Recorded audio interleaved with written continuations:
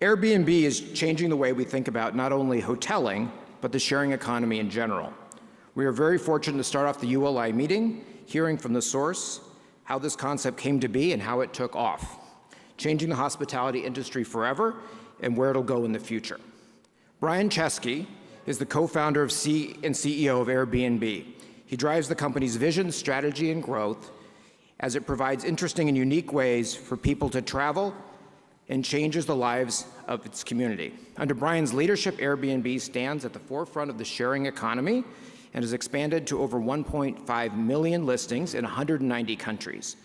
Brian is a graduate of the Rhode Island School of Design and has a Bachelor's of Fine Arts in Industrial Design. Talking with Brian this morning will be Connie Moore. Connie has the privilege of chatting with him and helping us relate his experiences to the rest of us in the real estate industry. And she has the credentials to do that.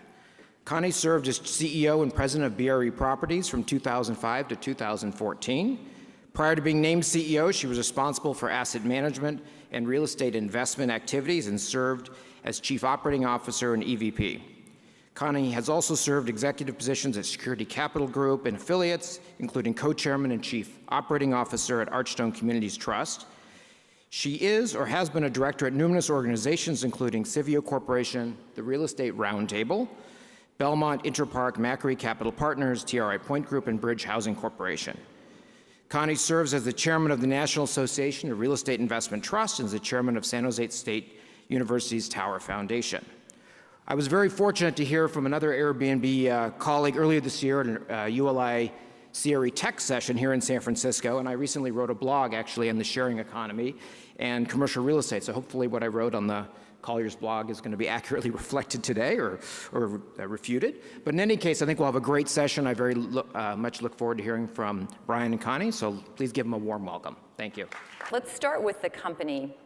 And for the few people in the room that might have been under a rock for a while, how do you describe Airbnb? I guess the way I would open up is to say people love homes. That's why they live in homes. Our simple idea is, what if you could have a home when you're traveling? And we offer 1.7 million homes now in 34,000 cities in 191 countries. And the idea is that it should be as frictionless to get a home as to get a hotel room. So you click a book it button, you can see the reputation, and so that's really what it is. So what compels someone to be a host? Well, I mean, I guess what compels somebody, I mean, I was the first host with my roommate, Joe, and the story starts that, just a really quick background, so I grew up in Albany, New York. My mom and my dad were both social workers. And growing up, my mom had this piece of advice for me. She said, you know, I picked a job for the love, and I didn't make a lot of money, so you should do the opposite. Just get a job and make a lot of money. Good advice, Mom. And so then I told her, I said, well, I'm going to be an artist. And she said, you finally managed to pick the one job that makes less money than a social worker. So I ended up going to Rhode Island School of Design. She said, if you go to RISD, you need to make sure you get a job with health insurance. And so I made a promise to her that I would one day get a job with health insurance. Anyways, I moved to San Francisco, and I come here in October 2007. So what happened was one of my best friends from RISD was Joe. Joe's living in San Francisco. I'm living in LA. I have $1,000 at the bank. I hadn't really saved a lot of money. And Joe comes up and he tells me one weekend, Brian, come to San Francisco. Let's start a company. Now, I had no idea what kind of company we were going to start. I just figured some kind of technology company. I get to San Francisco, and Joe tells me, well, actually, the rent is $1,150. So I don't have enough money to make rent. It turns out, though, that weekend, the International Design Conference was coming to San Francisco. All the hotels are sold out. And we had this idea, what if we just turned our house into a bed and breakfast for the design conference? Unfortunately, I didn't have any beds. Joe happened to have 3 air beds. So we pulled 3 air beds out of the closet. We inflated those 3 air beds, and we realized, it's an air bed and breakfast. And so we created airbedandbreakfast.com. That was how we started it. We ended up having 3 people stay with us.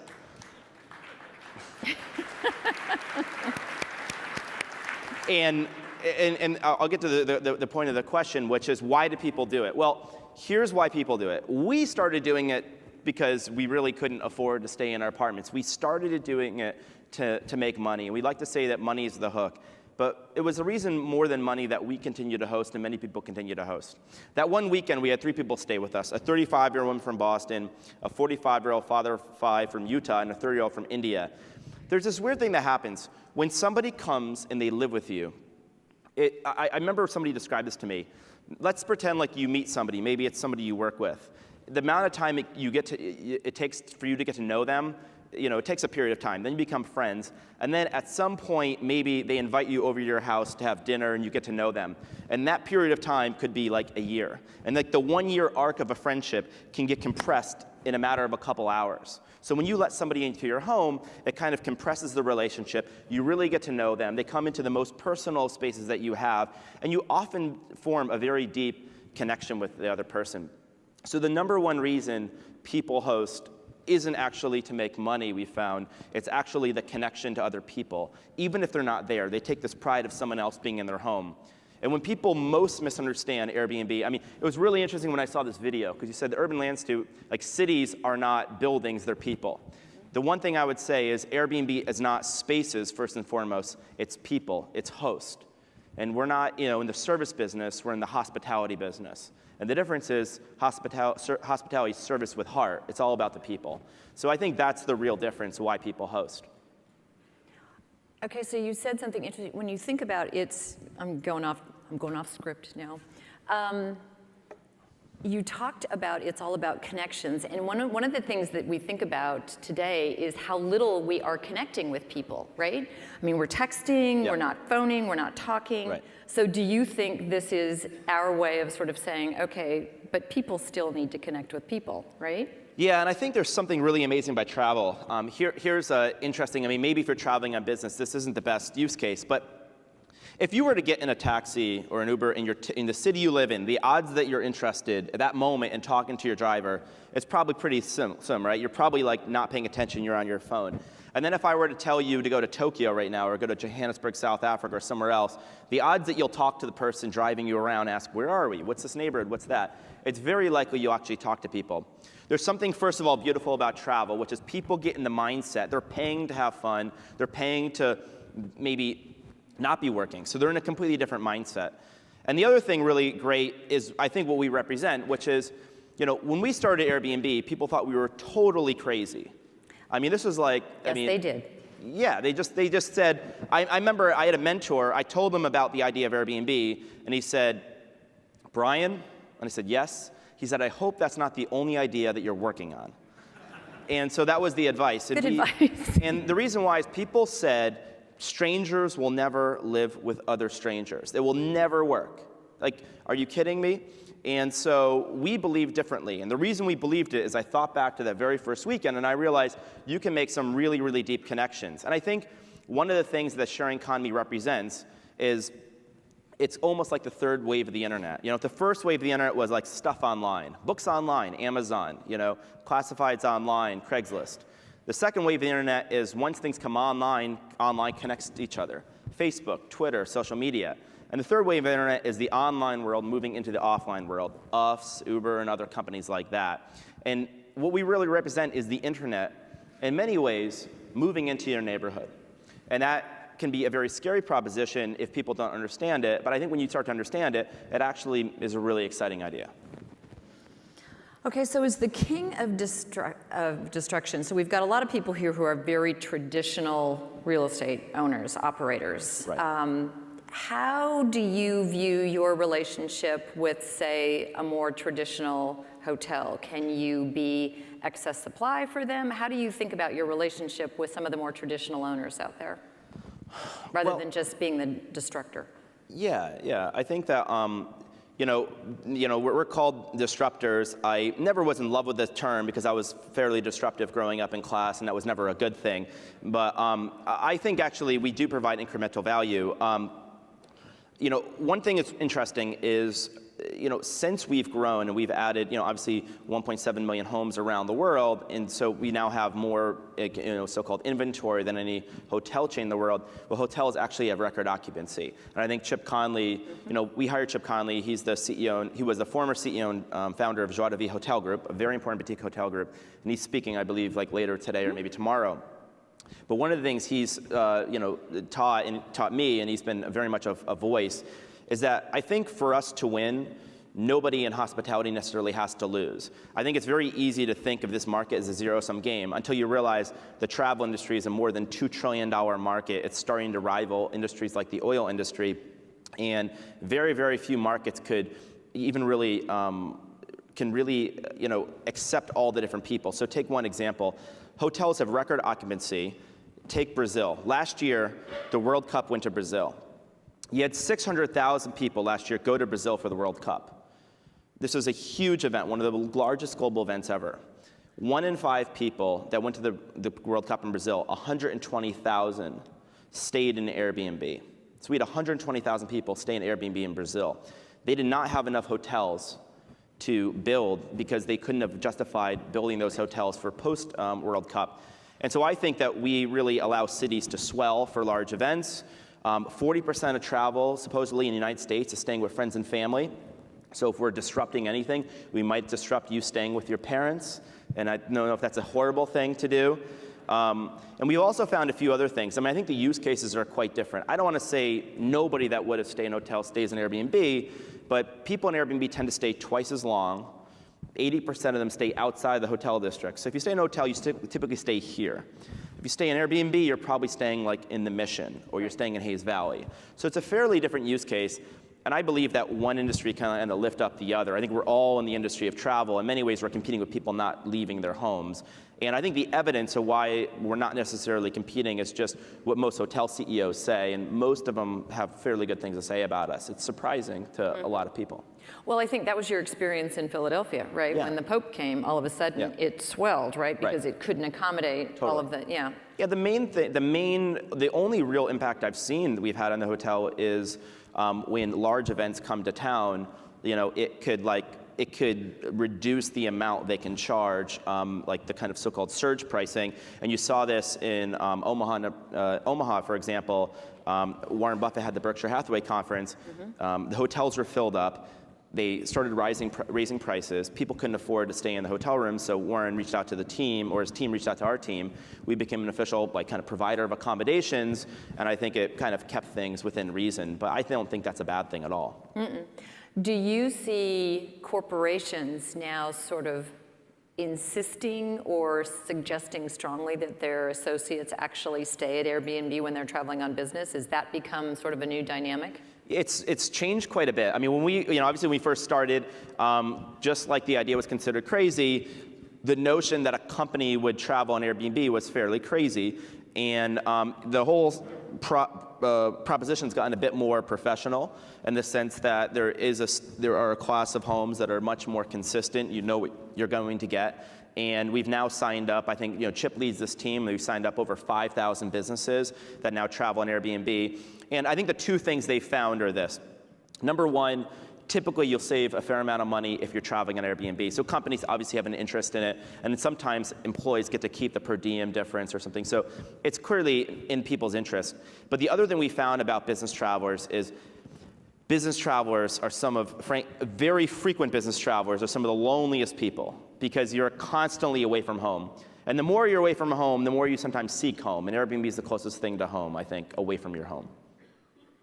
All right, so let's shift to multifamily. So as an old multifamily person, so are multifamily operators feeling threatened by what you're doing? Are they sort of saying, look, we can't fight them, let's join them, we've got excess capacity, how can we work with Airbnb to sort of say, because most of us are 93 to 95% occupied all the time. Well, that means there's 5% availability in any city, anytime. So can you be that swell occupancy for multifamily, and how are you dealing with multifamily operators? It's certainly changed. I think for a lot of large developers, Airbnb was something initially that was not well understood. And it was not, I think it was this generational thing. That's a tech thing, it's for young people. It's not something for us, it's not something we can leverage or use, and it was considered maybe not a tool for them. I think what's happened is many developers and many families have realized this is something that can apply to us. A number of really fascinating stats. This was a site that was started for people in their mid-20s, and yet the average host on Airbnb is 39 years old.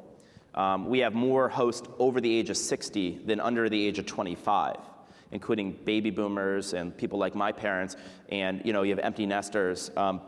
It makes complete sense. So I think that ultimately we wanted to make this product incredibly easy, incredibly accessible, and incredibly open for many people. And the very simple notion is if you have extra space, you're not using it, somebody has demand for that space. It's actually incredibly simple, and then the market dynamics kind of provide a very perfect pricing mechanism.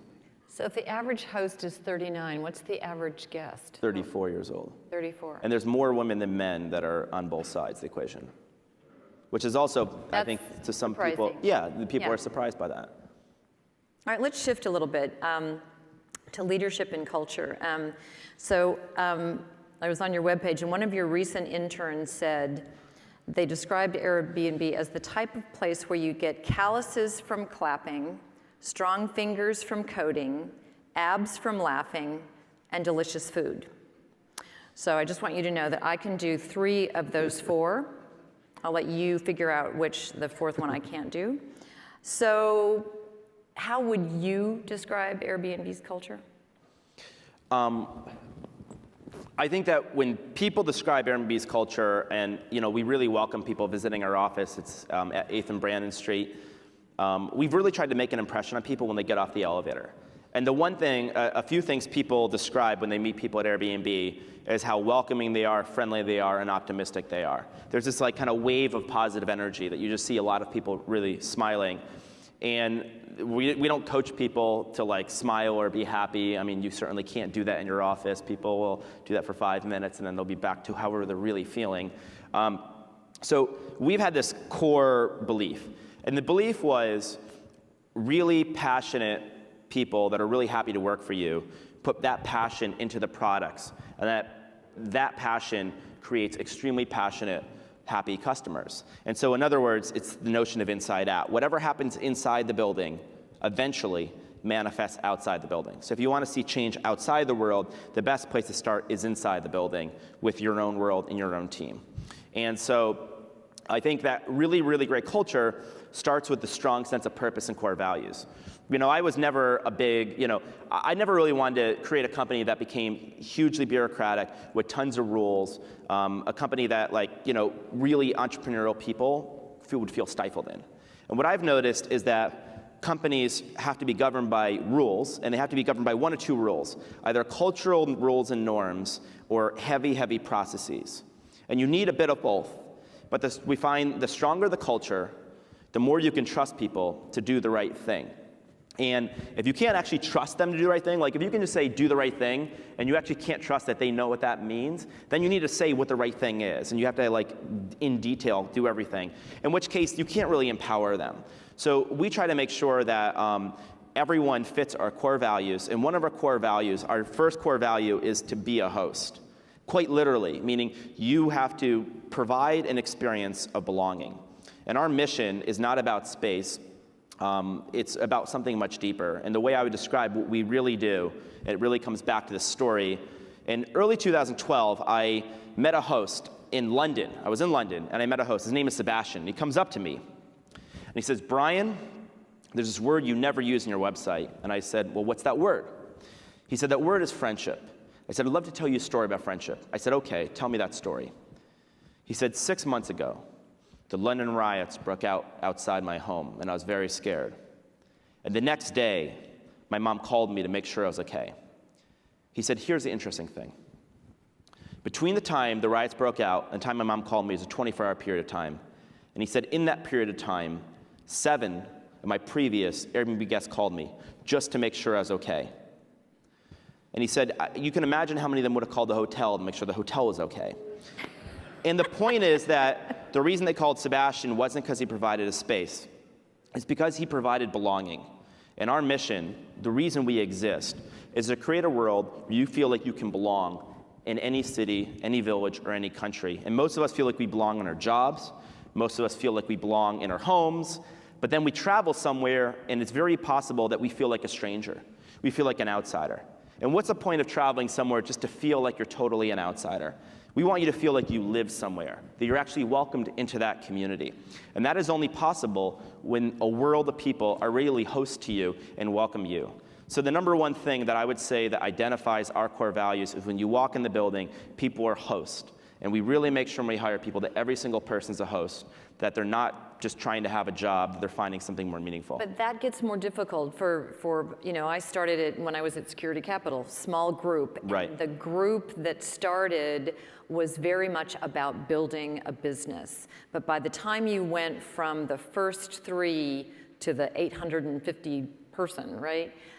That 850th person was like, okay, tell me about your 401k, tell me about your benefits, tell me about all the structure that you're used to. And so the fourth person and the 850th person was a very different person in terms of building a business. So how do you keep that going? Right. Because your business is growing, right? I can talk about some of the things you do. I mean, ultimately, a really strong culture can look a little bit like a movement, meaning that people that join late may be as passionate or more passionate than people that join early. And I would say that people that join today are in many ways as passionate, or when they start maybe more passionate because there's more history, there's more to kind of join and be a part of. I'll just mention some of the things I did. I was, and this is to the dismay of my team, I interviewed probably the first 300 or 400 people myself. So, and I basically waited until our recruiting team begged me to stop interviewing people because to get them on my calendar was slowing down the recruiting process. And then 1 year after that, I stopped actually doing it. So I was fairly neurotic about this. And then, but I was, in my interviews, I wasn't interviewing for intelligence or skill set. I figured, you've been interviewed for that. I want to know why you're here. What do you actually care about? It's the why. And once I could no longer do that, we have 2,000 people now. So once I could no longer do that, we created basically what we called like a core values council. And I picked like 10 to 15 people throughout the company that I said, if we could hire another 100 people that were as passionate as this person, we would be doing really, really well. And I brought them in the room, and I said, I am now handing the keys of Airbnb to you, and that you really hold the culture. And so now all people who join Airbnb, and that team from 15 has now grown to like 75 or more, they are people that are selected by their peers. They're not just functional leaders, they're values leaders. And every single person that gets interviewed at Airbnb has to get interviewed by 2 core values interviewers, and any one of them can have a veto on the people that get interviewed. So if an executive wants to bring over a member of their team from a different company or something, they still have to get through the core values interviews. That's just one of the examples. The other is you just have to constantly remind people of what's important. I noticed, for example, during employee orientation, there's this propensity to want to talk about, okay, great, here's your computer, here's how the benefits work, here's your like dental plan, here's this, here's that, here's your badge, here's where food is. And I thought, what you first tell people tells them what's important. And if that's all the stuff you're telling them their self-interest and their self-needs are the most important thing at the company. And so we decided we have to do some of that stuff, but that before they join Airbnb, a couple things. Number one, I wanted to make sure before you joined that you actually knew the whole purpose of the company. So if I actually interview people, I actually make sure they've done their homework. Orientation is not meant to learn about the purpose of the company. And then I made sure when you start Airbnb, it's all about understanding why you're here, not like what the food program is, although there is some orientation there. So, and I wrote an essay to the company, I ended up posting online, and the title of the email that I sent to them was "Don't F up the culture." And I basically said That's pretty clear. Yeah, it was pretty clear. And I said, do not F up the culture. We're giving this culture to you. This is your company. You're all owners of this company. Don't f it up. So how did the HR person deal with that? My HR person would say, Connie, we don't talk that way at Beery. Well, my HR person hates the word HR, so that was really good. Okay, all right, well, that was good. So that tells something about that person. Okay. So let's talk a little bit about vision. So from 2007, 2008, from those 3 air mattresses, how has your vision changed? It's totally changed. I mean, my vision in October 2007 was pay rent, don't get evicted. So that was like the extent of our vision. I mean, just so you know, like there's a whole history beyond the founding story, which is actually kind of crazy. So we launched this website in October 2007. pay rent one weekend. This is not meant to be the big idea. I mean, if I was trying to make a lot of money, I wouldn't have, or be really successful, I wouldn't have like turned my home into an air bed and breakfast. I would have never connected the dots to today. I went home for Christmas in late 2007, and then I came back 2008 with Joe, and we had this idea. These three people loved sleeping in air beds in our living room. What if we could build a website, air beds for conferences around the United States? That was the second version of the website. We launched that website, and we had 2 customers, and I was one of the 2 customers. So the second version of Airbnb did not work very well. Didn't work so well. Then the third version of Airbnb, we actually launched something similar to today, which is we realized people don't just want to sleep on air beds. In fact, one person said, I want to rent my bedroom. Do I have to buy an air bed and put it on top of my mattress? Because it was called air bed and breakfast. And I thought, that seems kind of crazy. Let's get rid of the air bed part. And then a lot of people said, like, I want to use, air bed and breakfast, but I don't have a conference to go to. And so we thought, why is it limited to conferences? So then the vision in 2008 was bedrooms, be able to book a bedroom. It never even occurred to us you could rent your whole home. It wasn't really about that. So it was really about booking bedrooms around the world. And we launched a Democratic National Convention. Barack Obama was obviously running for president. He was supposed to speak in the Pepsi Arena, I think, in Denver, which had 20,000 people. They move him to where the Broncos play. It's like an 80,000-seat football stadium. And so suddenly you have thousands of people that need housing in Denver.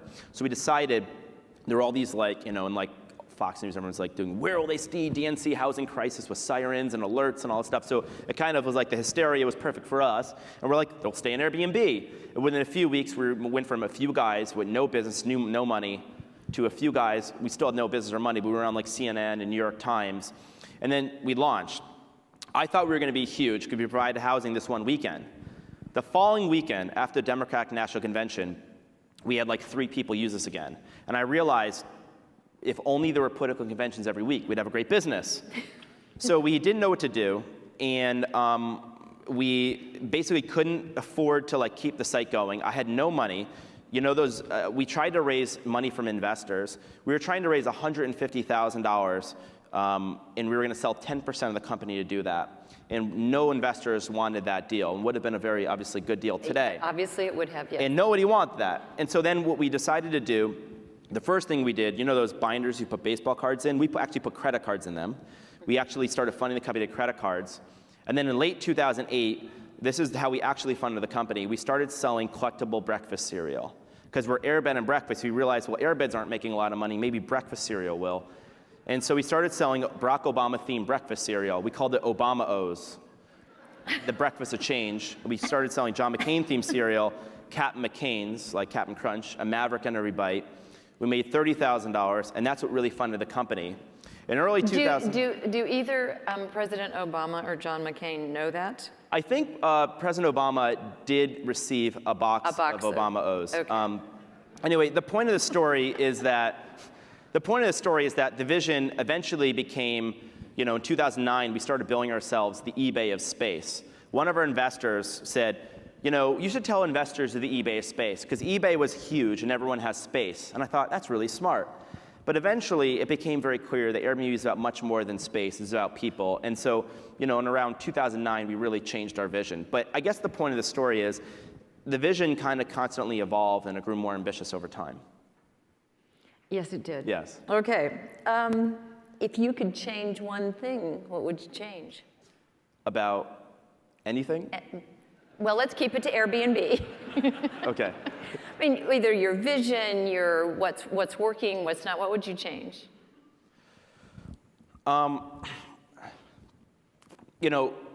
There's something kind of weird about, I never love being part of the status quo or the establishment. That becomes clear. Yeah. But eventually, we're going to pretty soon have 2 million homes, and pretty soon we will become part of the establishment, and we will become, in a sense, the status quo. And the company itself will become the status quo. And so there's this weird conflict I have where that's not really in my nature. Because my nature is I always, I went to RISD, and I had a teacher that told me, Brian, you're a designer. Everything around you was designed by other people. You can redesign the world you live in. So I'm constantly obsessed with redesigning things and reinventing things So now we have this company we've designed, and so if I could change one thing, it's really kind of, I mean, this is kind of weird, but like what I'm really interested in is Airbnb 2.0. And it's really continued to transform the company. You know, we're in the technology industry, and one definition of technology is change. So our core competency has to be, we have to be willing to change and not be viewed as static. And I think eventually, in many ways, we're all in the technology industry because we all use technology. And so what I'm really interested in, and what I'm actually working on changing, is continue to shift Airbnb from spaces to experiences. So in other words, you don't go to a city to stay in a home. You go to a city to have experiences. So today, you go to Airbnb, and you can go to Paris, and you can stay in 60,000 homes. But that's the limit of Airbnb in Paris today. And I hope tomorrow, when you go to Paris, not only can you get a home, but you can get experiences provided throughout the entire city on Airbnb. And so I think that's what I'm most interested in doing, is redefining what it means to be a host. And a host in the future isn't just somebody who offers a home. A host is somebody who offers a service or hospitality in a city. And once you change your mindset about that, there's 30, 40, 50 types of ways people can host in a city, not just with their home. And that's probably the thing I'm most excited about changing. So how do you, with all of these hosts, how do you maintain control? How do you maintain control? How do you maintain quality so that, because you're right, it's not just a space, it's the experience that you're providing for your guest, right? So how do you ensure that all of these hosts around the globe are sort of supporting your vision and your brand?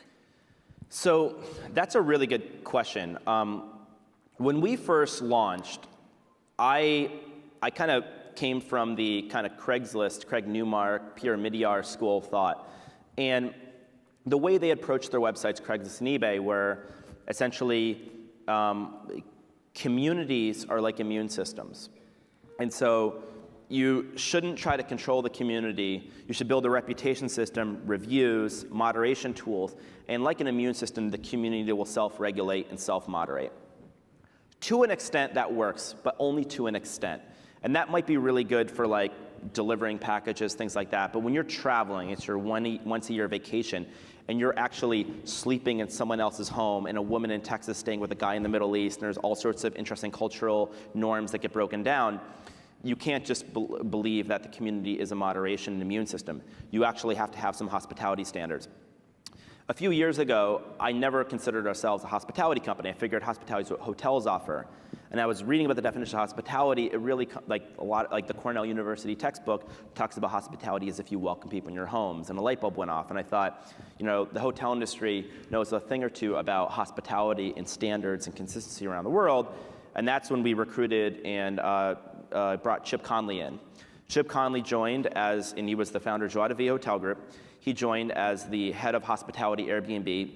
And he basically set about trying to create a level of certainty and reassurance and consistency to something that is inherently, frankly, inconsistent. Meaning we actually don't control the product. We don't, because our product are people, and we can't control what 1.7 million people homes and people around the world do. But Chip basically said there's a series of 9 hospitality standards. Everyone needs to meet these standards. We need to educate these people on what these standards are, and then we need to basically hold them accountable. And so that's what Chip's done. And that's quite a difficult thing to do, but I think he's been fairly successful. And the whole thing does work on the review system. About 70% of people who book Airbnbs leave a review. So we've accumulated tens of millions of reviews. We have recognition programs, so like I think about 5% of our hosts are super hosts. They get a badge. It represents the very best of Airbnb. And then we, at the bottom end, remove thousands of hosts literally every single day because they're not providing the level of hospitality that we expect of them. And that's coming from feedback from the guests? That's coming from feedback from the community. We have a backstop.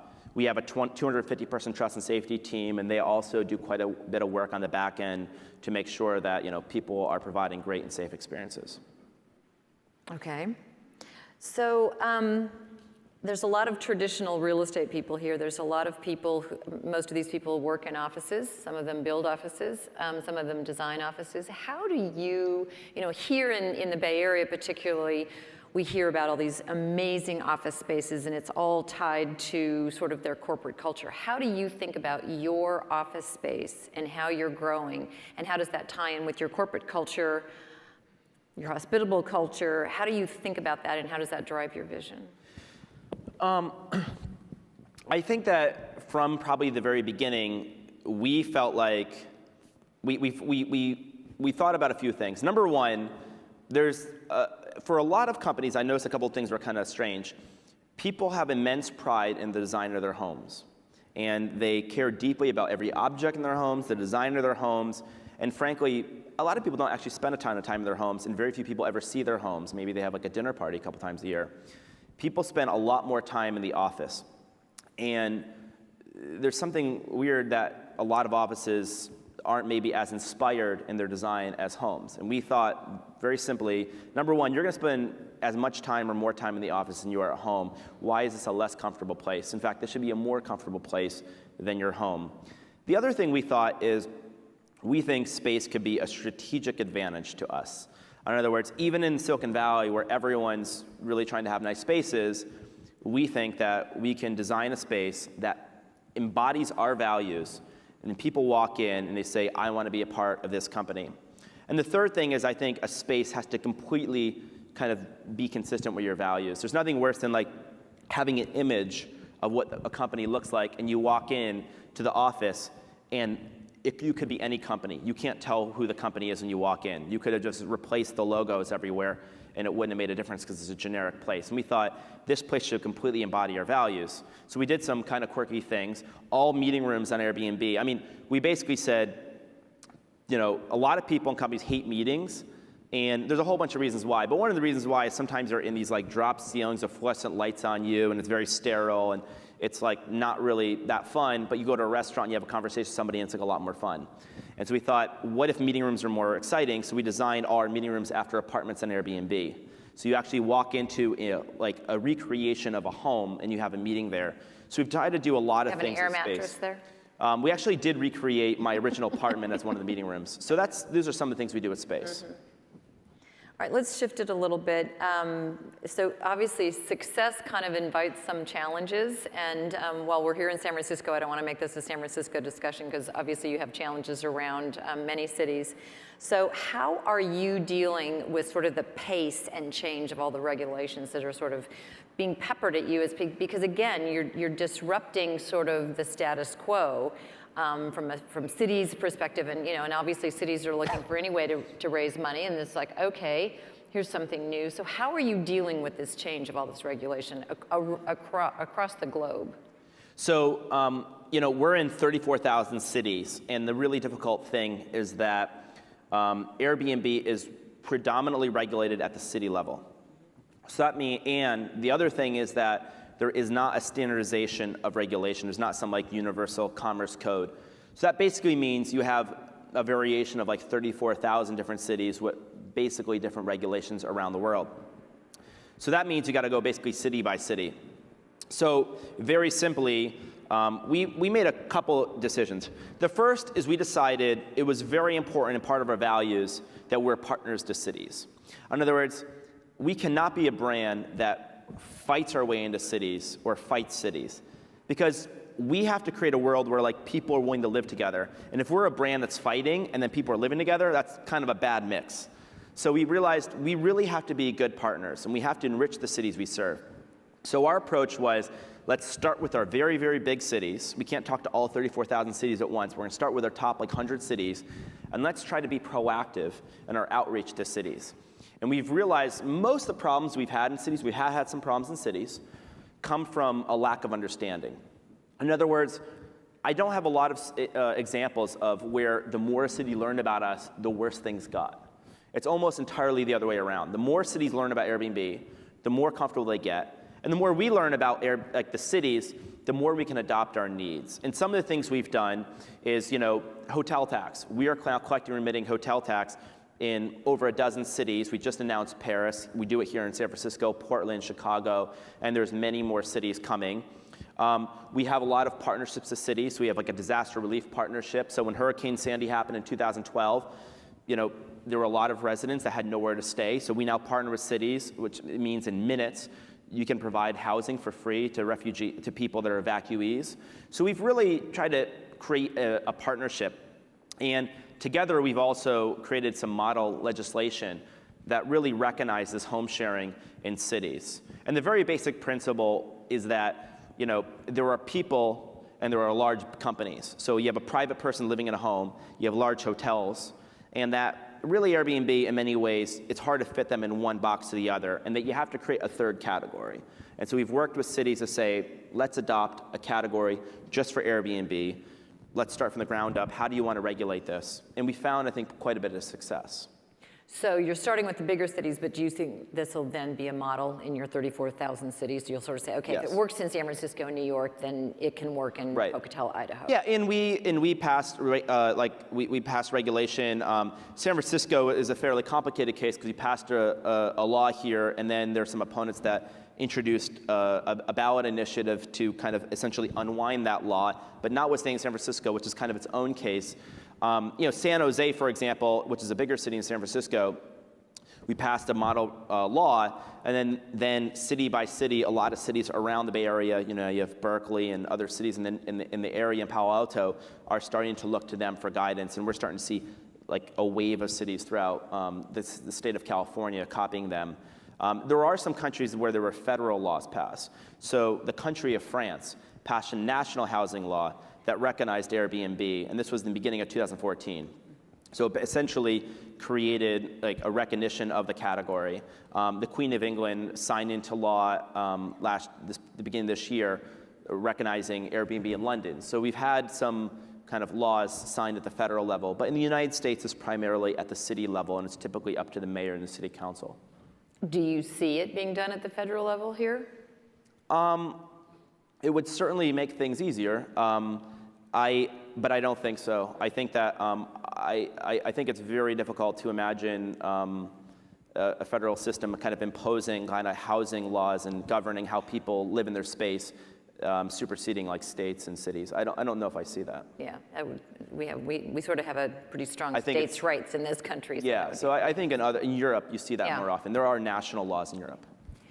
Do you have any challenges with unions? Because clearly, a lot of the cities, obviously San Francisco is a city that very strong unions, and hotels tend to have very strong union employees. So how have you had any issues with unions? Yeah, I mean, we've had opposition from hotel unions. Mm-hmm. So, I mean, I don't think it would be a huge surprise. It's not really a secret Right. that there are hotel unions in the United States that have some pretty big issues at Airbnb. This is primarily constrained in the United States. I should just put these things into context by saying about 1/3 of our business is in the United States. About half our business is in Europe, and the rest of the business is around the world. So it is concentrated to about 1/3 of our business, and even there, it's only in a few cities, like New York, for example, where there was some opposition from some hotel unions. But we're trying to find a way to work with everyone. Great. Let's just go through just a couple of letters. So you recently went to Kenya as a presidential ambassador for the global entrepreneurship to talk with entrepreneurs around the world. What did you learn from them, and what did they learn from you? Yeah, so as we've gotten more successful, I've started speaking more about entrepreneurship and starting a company, and in many ways, I'm a perfect kind of story because I was 7 years ago an unemployed artist and designer, and so then this improbable story, it seems pretty crazy. The thing I was surprised about, so I went to Nairobi, Kenya. It was this global entrepreneur summit, and they convened like entrepreneurs from all over the world, really. And there were people, a lot of them were my age. They had all these different ideas. And I don't know, I guess the thing that so surprised me was how universal they are. Like, in other words, everyone's very similar. The thing that shocked me as I've traveled the world isn't how different people are, it's how similar they are. Mm-hmm. So like 10% of all of us is like extremely different, and those are specific to culture. But I kind of have, to be honest, the same conversations in all over the world, in every country. And I basically just talked about how in Africa, there hasn't been a lot of large internet companies, but internet penetration in Africa is growing very, very quickly, and there's no reason for not a great African company to emerge from Africa, but a great global company. Almost all global internet companies today are founded in the United States. And in fact, almost all global internet companies today are founded in San Francisco or the Bay Area. There's no reason why global internet companies couldn't be launched out of Africa or other continents. There's no reason it has to happen here. The number one limiting factor are entrepreneurs. A great idea can come from anywhere. Right. So you guys recently brought on Lawrence Tossi as your CFO, and in your quote, you said he's going to take Airbnb to the next level. So what's the next level? Well, the funny thing about Lawrence Tossi, we call him LT, is he was CFO of Blackstone. I know, so kind of and so big company. he oversaw and led the purchase of Hilton hotels. So that was certainly appealing. In other words, Hilton is the largest hotel group in the world by number of spaces. He deeply understood hospitality. And we were really interested in getting one of the very best CFOs in the world. And LT was just unbelievable. And my view on CFOs is you've got kind of three kind of tiers, or it's almost like a pyramid, a Maslow's pyramid of CFOs. And the base of it is they're great at the financial chops and accounting. The kind of middle is they can help you plan, and they can really help you be a bit more strategic in finance. And the top of the pyramid is they're actually a great business partner. They actually help you think through the strategy, the future of the company. And we were looking for somebody that could do all three of those, because I don't have a COO. And LT was a great business partner to me. And for me, the next level is thinking through how to be very strategic in investing really aggressively all over the world. And just one example of that is, we're a global company. And this past summer, we had 1 million people in a single night stay in an Airbnb, just in one night. So the population, large in the city of San Francisco, was sleeping at home in one night. And we talked about where are the big opportunities to grow. And one of the huge opportunities is China. And it's been really difficult for American internet companies to succeed in China. But Airbnb is, by definition, a global network. In many ways, our core competency is countries living together. And so we thought, really specifically, how can we invest and be really much more aggressive about taking advantage of the opportunity we have to grow in China? And those are just some of the examples he's helping us think through. So last time I checked, and it's probably changed yesterday, but you have 160, 170 job openings. So if there's people out there that are thinking about, applying to Airbnb, how should they think about it? How should they approach Airbnb? And how do you fill that? You are in a very competitive environment for talent. So how do you think about that? Yeah, it is quite competitive here in the Bay Area because there's so many great companies to work for. I guess the way I think about Airbnb, there's this old kind of parable, I'm sure many people heard it. Two men are laying bricks. And a man walks up to the two men and he asks the first man, "What are you building?" And the first man says, "I'm building a wall." And he asks the second man, "What are you building?" He said, "I'm building a cathedral." They're building the same thing, but one has a job and the other has a calling. And so I guess what I would say is, in many ways, not to get used semantics, but these aren't jobs. They're careers or hopefully callings. And so I think the number one thing to say is, if Airbnb is the place, when people, sometimes recruiters try to get me to help close a candidate, and the irony is I usually try to talk them out of it, because I'm sure we can hire a lot of people. I just want people that are deeply passionate. And the way I'd say is, if this is the company you would like to work for, more than any other company, because you feel like this purpose and what we're doing maps to what you believe in and you want to be a part of, then this is the company for you. And that's the most important thing. And if that's the case and you're deeply passionate and you're really good at what you do, then yes, we do have more jobs and more openings that I can keep track of. But I think that's the number one thing. And I think there are so many great companies here with so many great purposes, and we're really finding people that are the intersection of what we do and what they love. So what's been your aha moment? Just generally? I